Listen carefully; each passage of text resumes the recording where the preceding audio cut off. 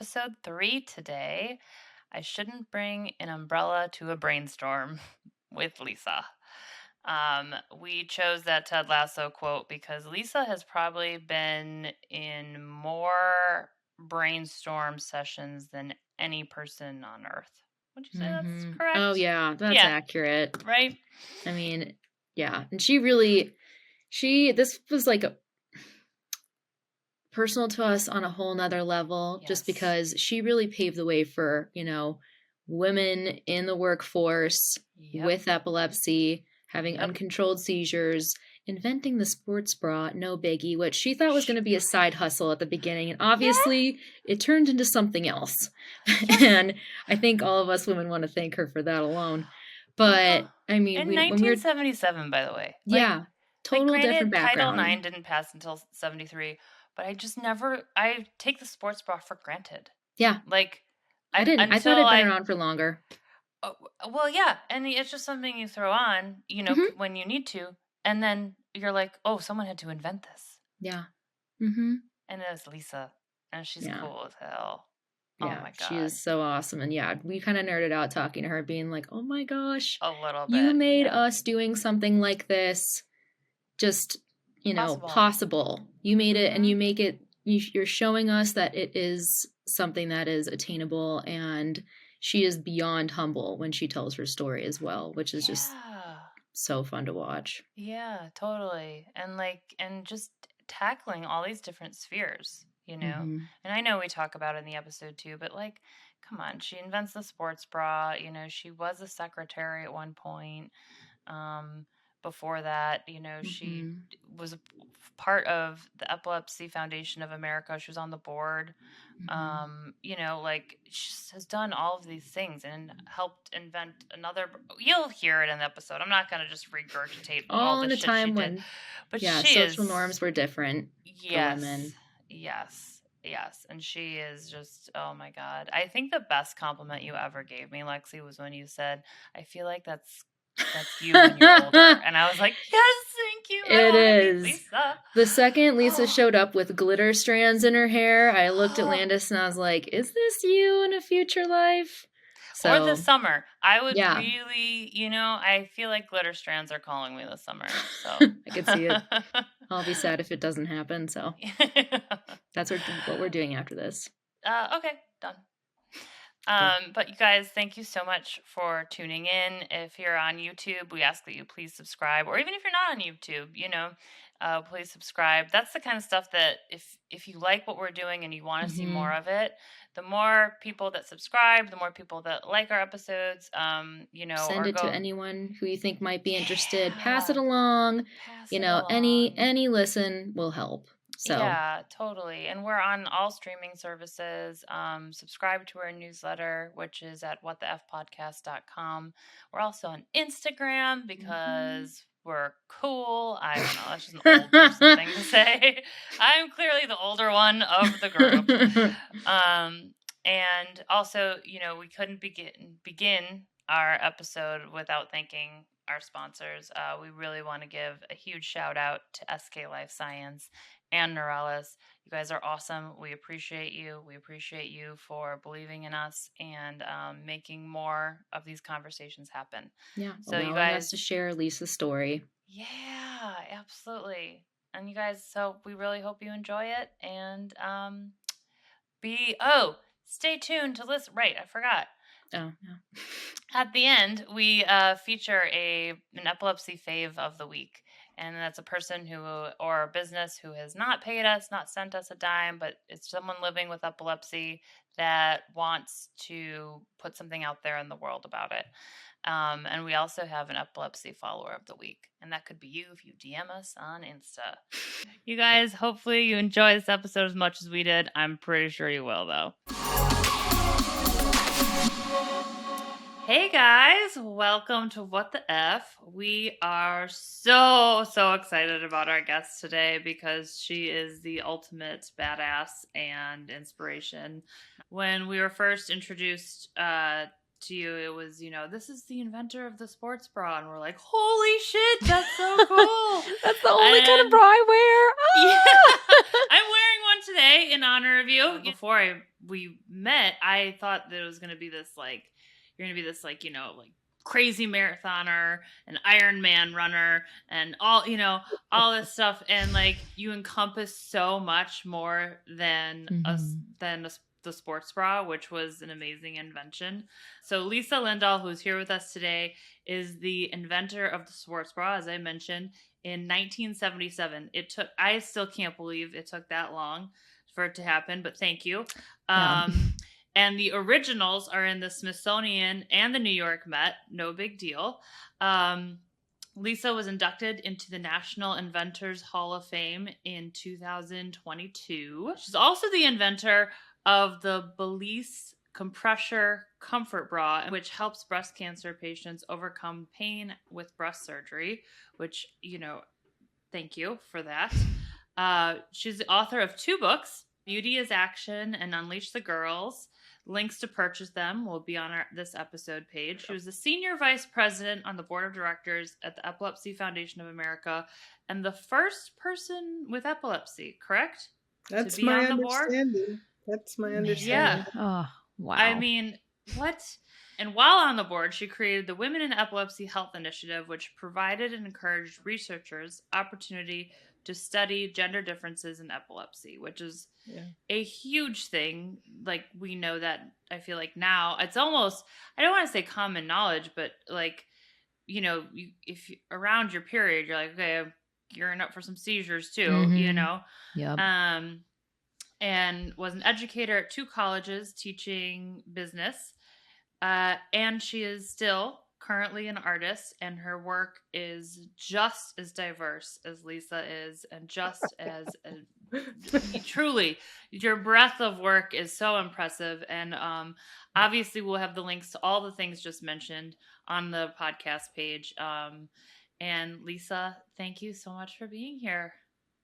Well, thank you for having me, and thank you for doing this. I'm so excited and happy that the voice of women with epilepsy is now, exists, because it didn't for so long. And I think I told you, I listened to one of your podcasts about pregnancy and birth and having a seizure disorder.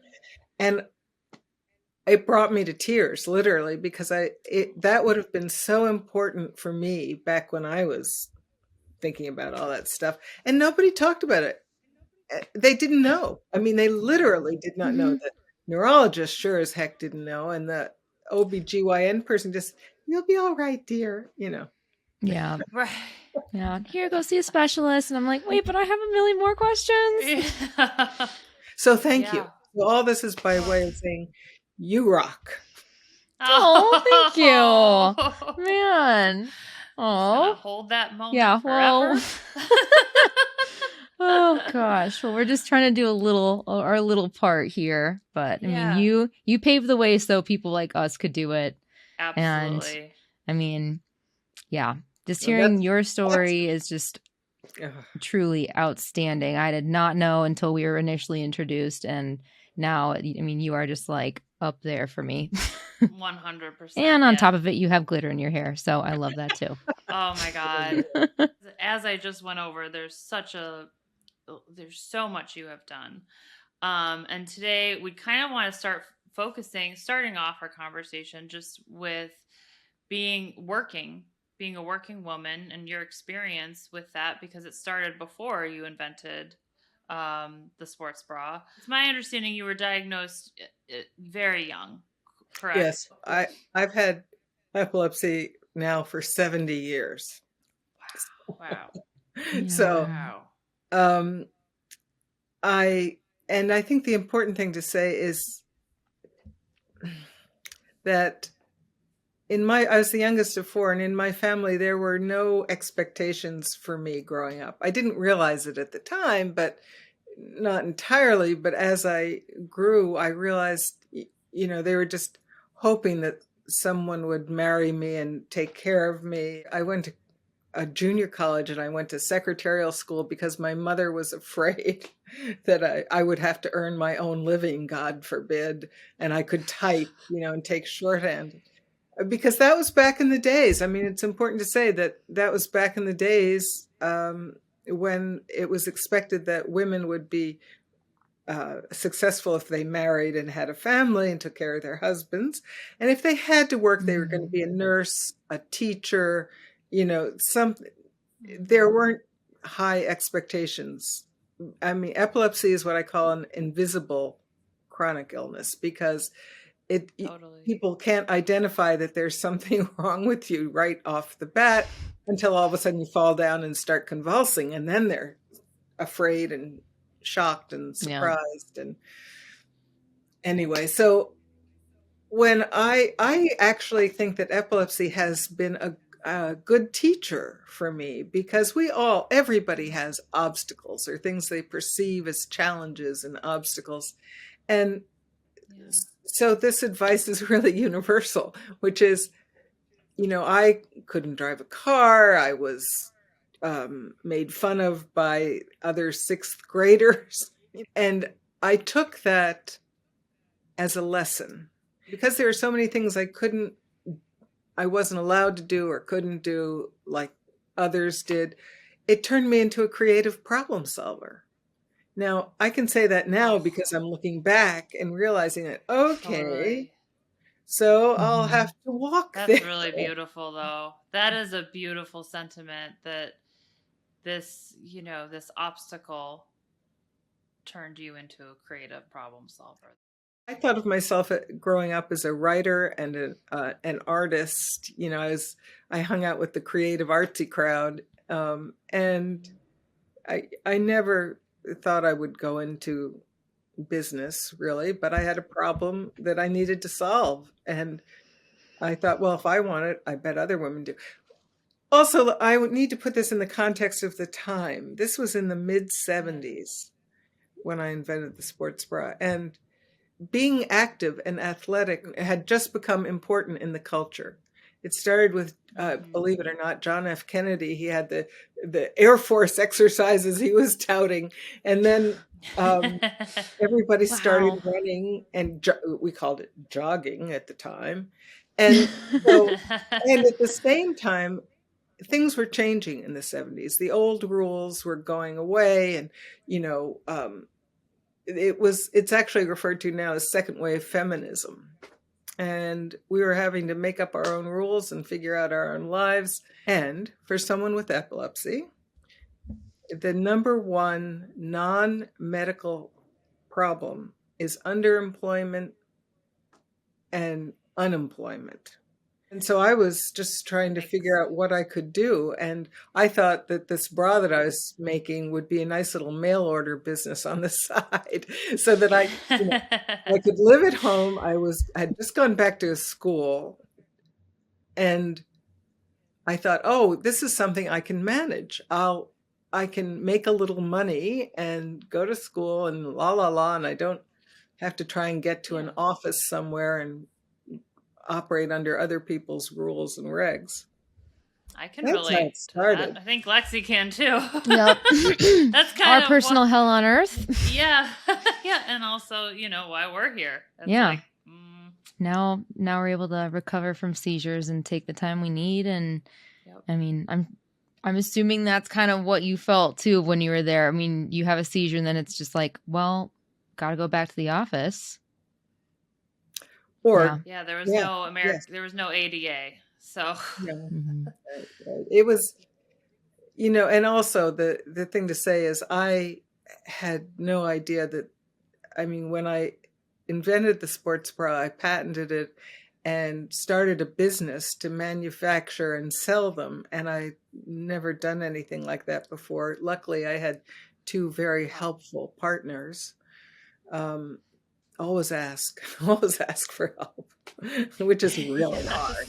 We constantly have to remind ourselves, whether it's with work or, personal stuff or seizures, just to be like, why don't you ask for help on this? And, the other one will kind of go, oh, yeah, I probably should have asked for help yesterday. But, especially with epilepsy, you kind of feel like you have to charge on independently. Well, and it's double help. It's like everyone, everyone all the normal people out there who need help, right? Everyone does. But then we're like, we need double, maybe triple the help. Yeah. So it's just kind of, it's just tough. Well, tough. I was just talking with someone about this, that it's about feeling vulnerable. And most people might feel vulnerable here or there in a new situation.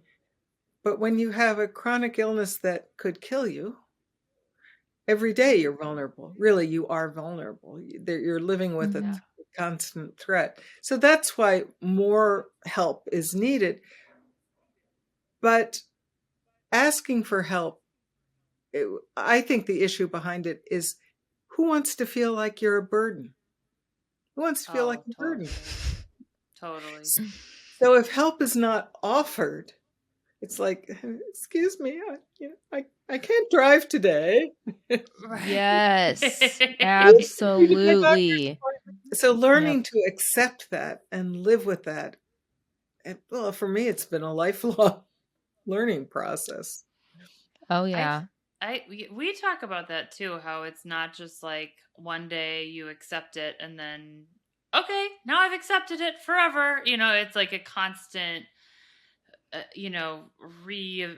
re-acceptance of the thing, and some days you do, some days you don't. And, you have to congratulate yourself on the days you do when you reach out and are like, hey, I need help, and then just be like, good job.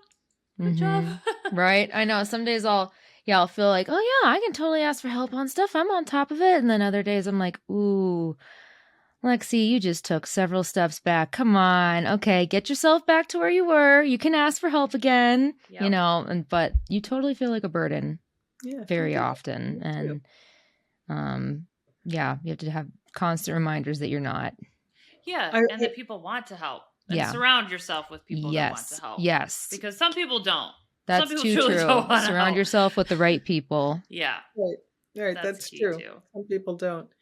I want to raise another behavior, I guess, that's operated in my life as a coping mechanism.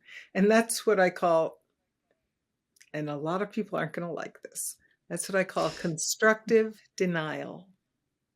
Like in my work life, I've traveled all over the world by myself. Now, if you looked at that objectively, you'd say, that's not so smart. You don't want to have a convulsion in China. Sure. No, I don't. And because I would plan my travel around my menstrual cycle, so that I wasn't putting myself in that position, but I was generally, it worked. It worked for me. I just said, I'm going to do this. I'm going to go to Sri Lanka. I'm going to do that. I'm going to go see the factory in China. But when it's trade shows or other people's schedules, you can't always do that. I think it's just that balance of living and taking risks, and it's like, it's hard. It's so hard because it's like, am I supposed to stay in my house all day? Right. And our risks look different than like healthy people's risks. Just walking outside might be a risk for us on certain days, whereas other people, it'd be more like jumping out of an airplane. But I mean, it's always hard to kind of find your boundaries within your health. And then they're always changing with epilepsy and seizures as well, whether you're on a different med or trying, different treatment. And so you're just constantly trying to find out, okay, I'm going to like tiptoe a little bit further, figure out if my body likes this or not. Oh, it doesn't. Seizure. Okay. I'm going to tiptoe a little back. And it's, it's just exhausting. And there's no, one pager that says, here's what you can and can't do. Well, and it's always changing. I mean, the other thing is now I have a perspective to be able to look back and how my seizures were manifesting or what was going on with me neurologically was different when I was 5. And then when I went through puberty, it changed again. Right. And then menopause, it changes again. And so it's like trying to find a balance or a rhythm or, okay, this is what works for me. That's what we all do. But then you have to go, oh, it's not working anymore. So part of this, the importance of personal growth, of being willing to reflect and accept in yourself that, oh, what worked last year it's not working now. And so it's an awareness that anyone with a chronic illness has to cultivate and be willing to deal with it. Yeah. Yeah. And I think that's a huge part of when you say willing, because it's, you called it constructive denial, I believe. Constructive denial. And then there's also denial, where it's like, I don't have this thing. This isn't a thing, I don't need to take my pills. No. Right. Right. Yes, you do. So it's just all sorts of denial that, I think are a normal part of like you're saying, anyone with a chronic illness that affects their day to day. And we just got so off track in the most beautiful way. As per usual. But yes, we were talking about, how you started to create the jog, when it was called Jog Bra back then, because everyone was jogging, as like and hoping it would be a side hustle. Thank you for that side hustle. Yeah, from all the people who use sports bras, jog bras in the world. Oh my God. And take them for granted. It's something I honestly, until I was like, oh yeah, someone had to invent that. So thank you. Like, I took for granted, and now every time I put one on, I'm like, oh, thank you, Lisa. So, I think that when I speak or teach about entrepreneurship, one of the things I say is, what is your motivation? What is your purpose in pursuing this business? And for me, I was solving a problem that was around something that I loved. I loved running. Running changed my life.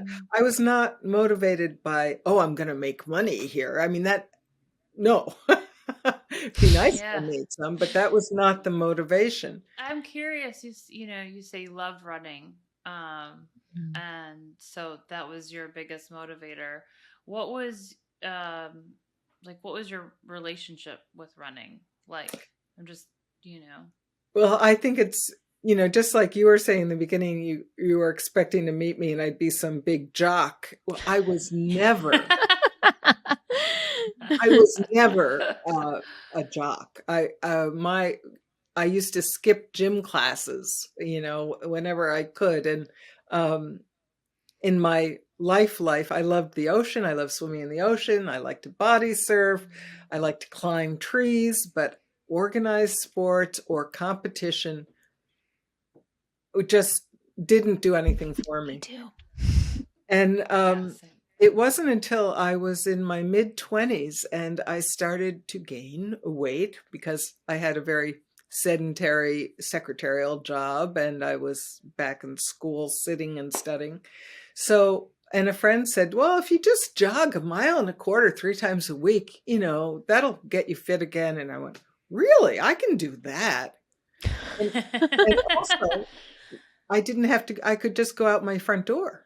It wasn't like I had to get somewhere or, and it was based on my time and how I felt. And so I remember when the first time I was able, it took me many months, but the first time I was able to run a whole mile, I thought, and I tried to do a couple of races after, and I didn't like that because for me, running, it changed me. It changed my relationship with my body because, when all of a sudden your body can betray you. You go down, you have a convulsion, or you wake up and you're having petit mal seizures and you can't, so my relationship with my body as a girl and then as a young woman, it was not great. I was all in my head until I was running, and running through the woods, along the lake, even through the neighborhood. It uplifted me, and unbelievably. And I really came to understand that running was my first spiritual practice.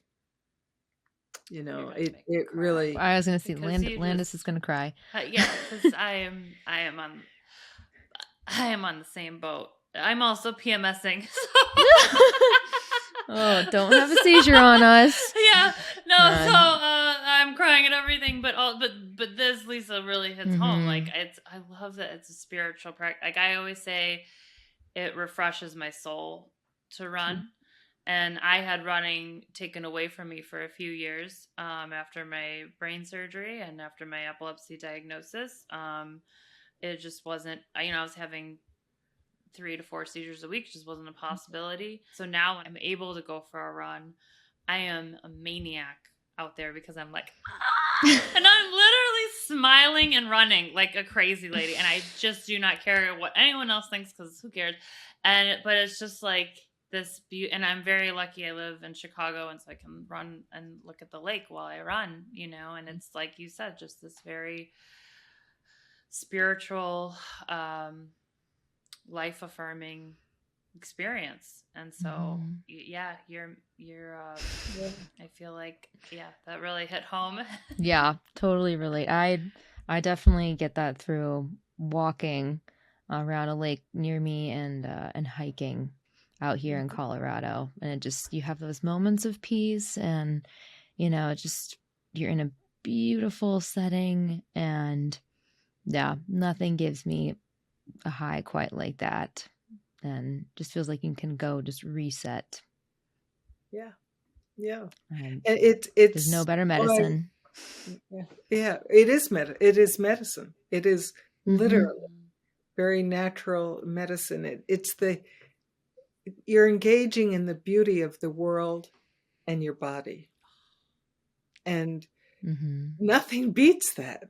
And I'm just so curious, as an entrepreneur, which nowadays is very common. We see entrepreneurs like everywhere, right? Which is wonderful and amazing. Yeah. But as a female entrepreneur in the 70s and throughout, through the 80s, life, did epilepsy ever interfere with like you being an entrepreneur? You had a lot of things for that period going against you. You were female, you're an entrepreneur, and you had epilepsy. Yes. How the hell did you make it through? And also, not only that, but make it on top. Yeah. Constructive denial. Really, for me, during that period, my epilepsy was a very private consideration. I didn't go around talking about it or spouting it, and there is some shame and embarrassment involved, fueling that. Mostly I didn't want to deal with other people's expectations of what that meant, or their desire to limit me. I wanted to set my own parameters. And so I didn't talk about it a lot. But I had to deal with it every day, as you guys know. So I started, the business took off. I mean, it wasn't going to be a little mail order business. I mean, we grew tremendously right away. And that was a challenge. I mean, we started out in my apartment. We had to move out of my apartment and rent a building and hire people. And I knew nothing about this. And I was always clear that this sports bra was not lingerie. It was athletic equipment. But I knew nothing about the sporting goods industry at the time. So I would get up every day and check in. How am I doing today? And I had to putter around for a certain amount of time in the morning to figure that out. Life is so complicated. And every state has different laws about driver's licenses, how long you have to be seizure free, or if you can drive at all, and la. So when I was 28, I got my driver's license. Woohoo! Big deal. Lisa's on the roads. But my seizure pattern was that I would know when I woke up if I was having trouble. It was Me during too. that period of my life, it was never like I'd be in the middle of my day and then all of a sudden not be well. I would have an indication in the morning. So being an entrepreneur, you get to be your own boss. So, and it wasn't somebody else saying you have to be at this meeting. I would say, if you want a meeting that that I need to be at, don't schedule it before 10 a.m. Now I might get to the office by 9, but that was when I knew I was fine. Sure. Right. Yep. It's something I thought about every day, and I had a routine to make sure I was okay, and then I'd go into the office, and most of the time that was fine. Sometimes it wasn't fine. Sometimes I didn't tell myself the truth. There was a meeting I had to go to.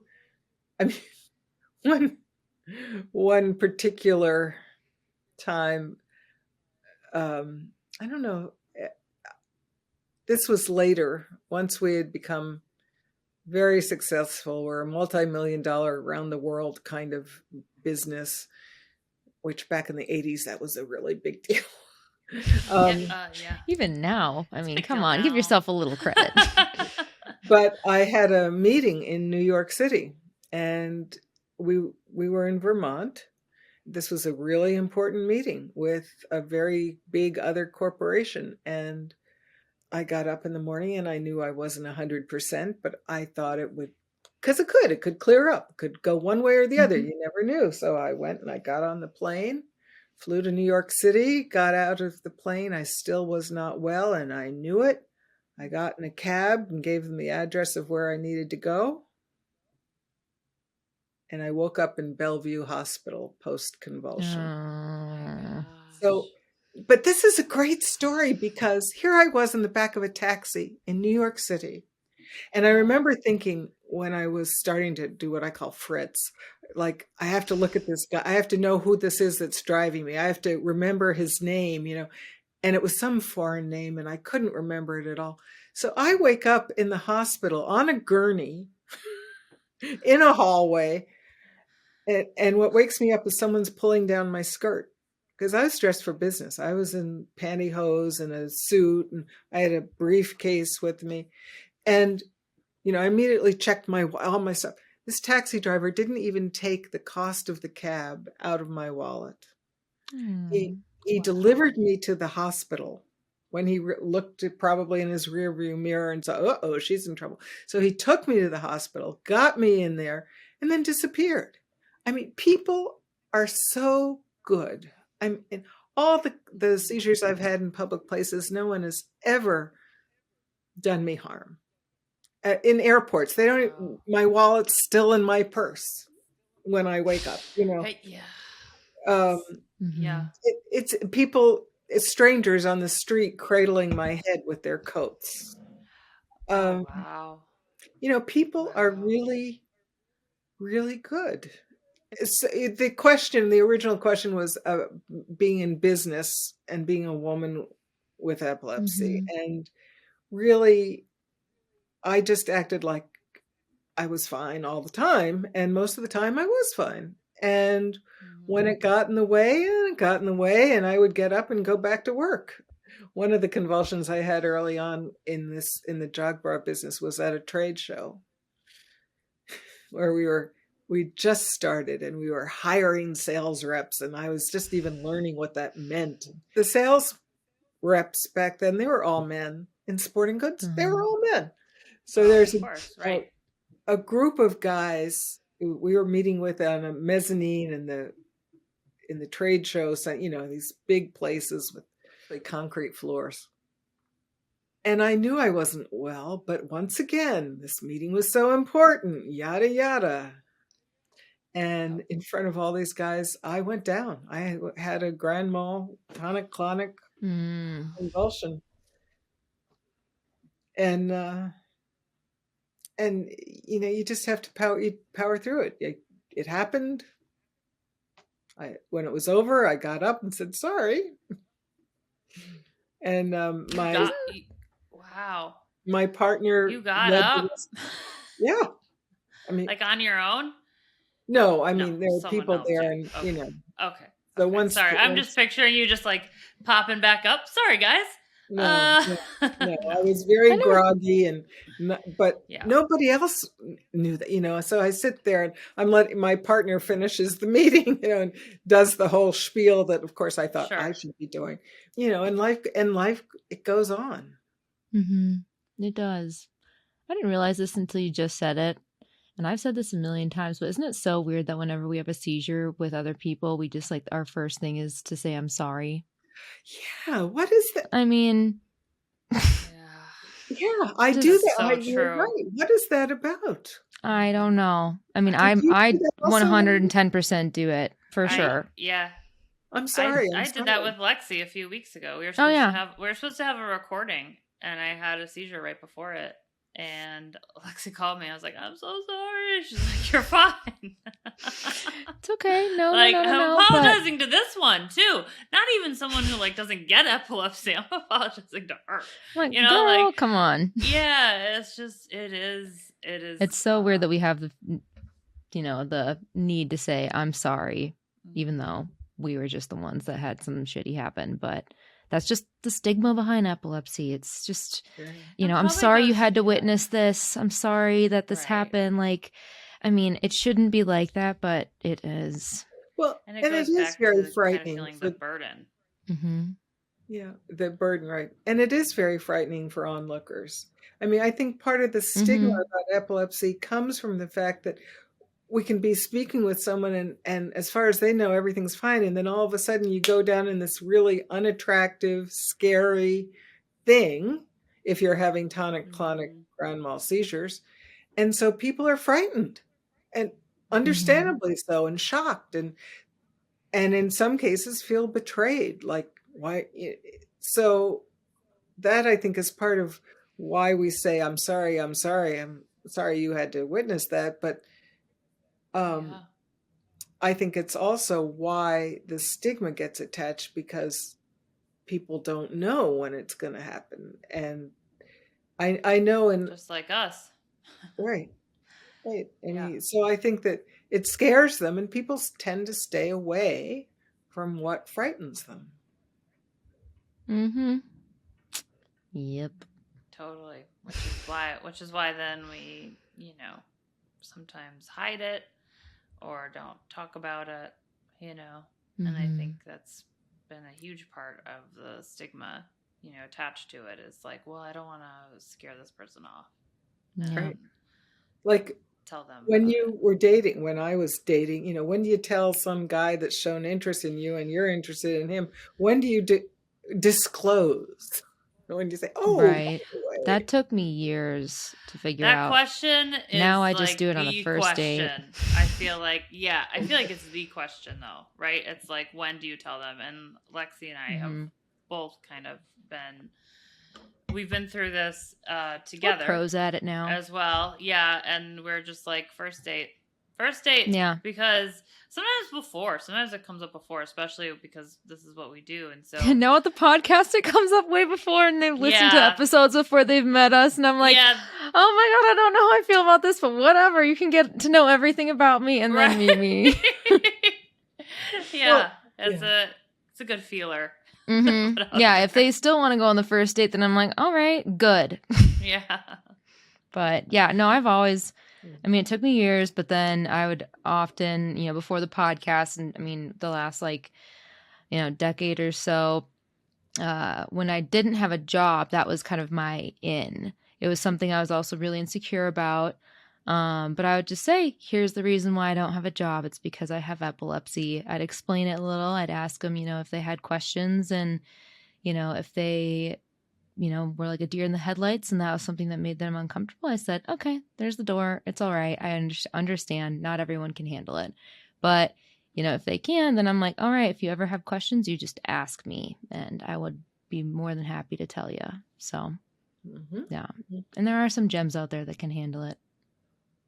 But why do we consider them gems?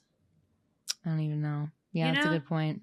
It's like, oh, thank you so for true. being able, but I'm with you. I do that too. No, I'm yeah, like, that's so you're true. such a saint for dealing with this thing that I deal with every day. Like, it's just I don't know. Lisa, what about you? When did you get to what was your disclosed date?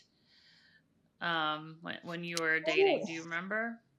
I don't. It's been so long since I've had to face.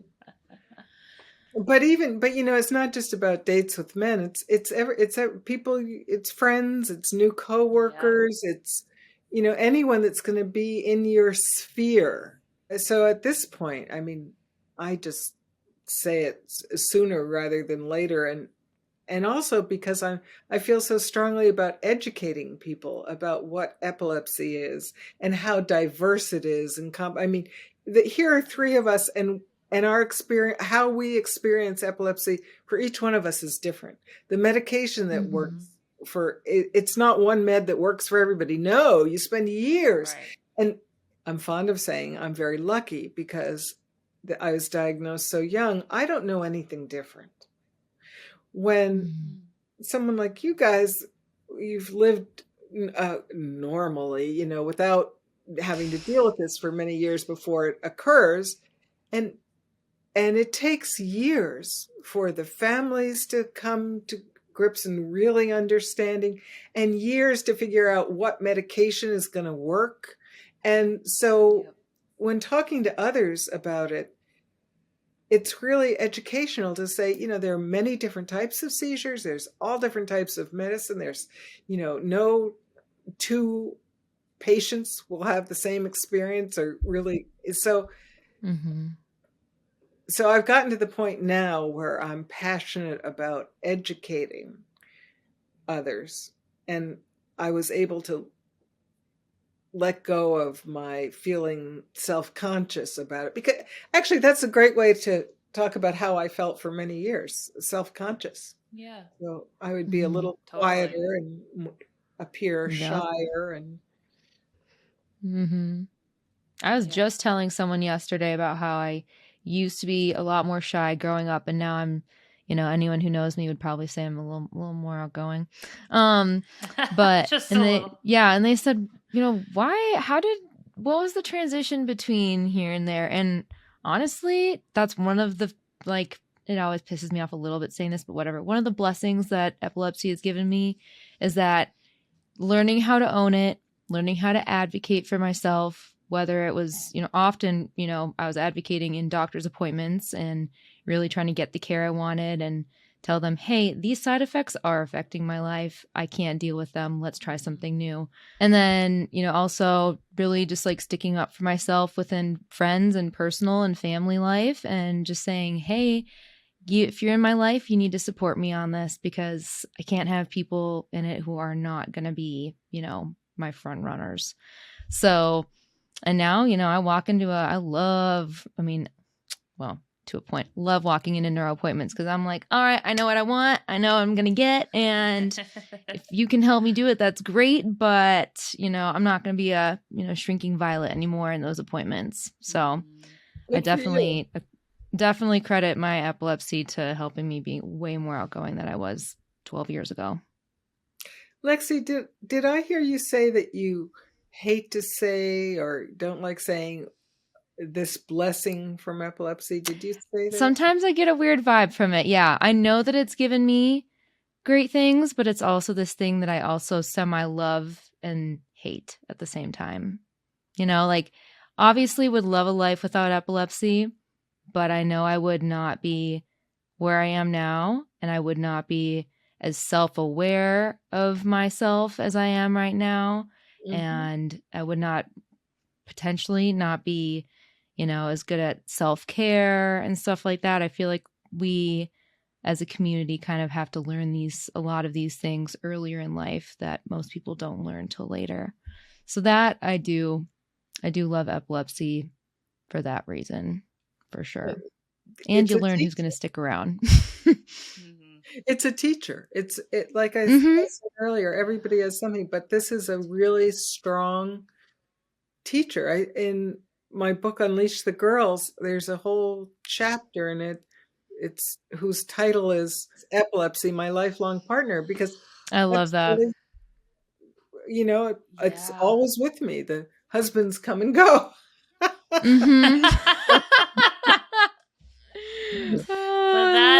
That's some truth right there. Yeah. I like that. I'm gonna remember that, because exactly that's the one thing that's never gonna go. It's your lifelong partner. Yeah, and yeah, I kind of share Lexi's sentiment too, in that like, um, so I was diagnosed at 32, and I feel like I'm currently living a much better life than a much more whole life than I was before, even though I loved my life before. But and it always pisses me off a little bit. Right. It's like when the teacher's right, and you're like, Yep. Exactly. It's like, you're right. Okay, that's it, So but yeah, it's just one of those, and kind of just accepting that like I love what I've gained, but I can still love and hate it at the same time. Yeah. That's okay. Have you guys on the podcast ever talked about the history of epilepsy? No. Well, I find it interesting because it's one of the oldest documented illnesses, number one, and different cultures have held it differently. There are some periods of time in some cultures where to have seizures was an indication that you were possessed by some evil spirit or the devil or whatever. But for instance, in ancient Greece, we were considered prophets. And there were women that would prophesize and were taken very seriously, and they had to have seizures in order to qualify. Because oh my God. The belief was that it was God, the gods speaking through them. So that's way better than the possessed thing. Okay. Yes. I've never heard that one. I like it. So it's really, both ends of the spectrum in the history of how epilepsy was viewed, understood, treated. And I even read somewhere, who knows how true it is, but I even read somewhere where when they couldn't find a woman who was having seizures, they would be given some potion that would make them seize. Oh, God. But the truth is that throughout history, epilepsy has been viewed very differently, understood very differently. And we're living in a time now where it's all about science, where it's not talked about a lot, but there is still a stigma. And it's all about science. It's all about the medication and everything else rather than the whole body. Sometimes I feel like there could be more science. For epilepsy, but hopefully we'll get there. Yeah. Well, I mean, for instance, that I think you've heard me rant about before is that the gender differences in how epilepsy manifests were not taken seriously. If women for a long time, for at least 200 years, have been reporting that their seizure activity was greater around their menses, and they were just deemed, that was never taken seriously. There were no significant studies done about it. There are a few little studies, but they were not statistically significant. And it was dismissed. And we were being hysterical.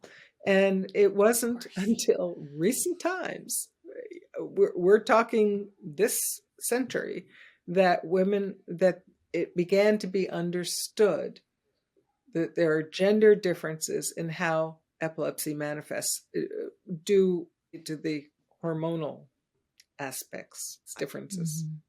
Totally. And that's big. Yeah. It is big. And it's again something that I feel like I have taken for granted, because it just kind of came as well, you have, seizures around your cycle, and that's normal. And I was like, okay, just like that. Like, it wasn't, and I feel like you talk to so many women with epilepsy these days, and it's like, well, it's around my period, so I got to be careful. Or some women, they know, they like have one every time, so they just know, like, I'm out these days, kind of like what you were referring to when you were doing, you're like the OG of getting this of planning your schedule around your menstrual cycles and procedures. Which, by the way, we should be allowed to do anyway, because good point. Menstrual cycle's bad enough. Good point. Oh my God. Well, Lisa, Yeah. I am so happy that we got to have this conversation. I feel like we could talk forever, and I'm truly just so grateful to have met you, to know you, to just be inspired by not only our conversation today, but all of the work you have done. And like Lexi said in the very beginning, you paved the way for us to even be here. I am so grateful to you that you're doing this, because I wish, I've said it before, I'll say it again, I wish you guys had been around, something like this had been around when I was growing up and dealing with all this. So thank you. This is a wonderful service you're doing. Hey guys, we have our epilepsy fave of the week, Sarah Staggs. She is a woman living with epilepsy. She is a writer and has a book coming out this week, May 25th. So if you go to her website, sarahstaggswrites.com, you can pre-order it today, or you can order it on the 25th when it comes out. It's about her journey with epilepsy, and might resonate with some of you guys out there. We also hit me with our epilepsy follower of the week. It's Tyson. Oh, Tyson. Yeah, he sent this after an episode.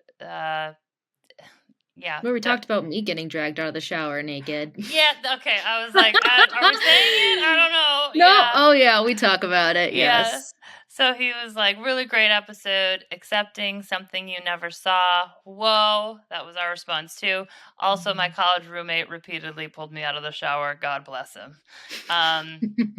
Indeed, Tyson. We love it. Indeed. Yeah. We love it when people are real with us. So yeah, totally. So if you want to have your, we'd love to feature you as a fave follower of the week. You can send us a DM or subscribe to our newsletter and shoot us an email. But we hope you guys enjoyed this episode, and we will see you next week.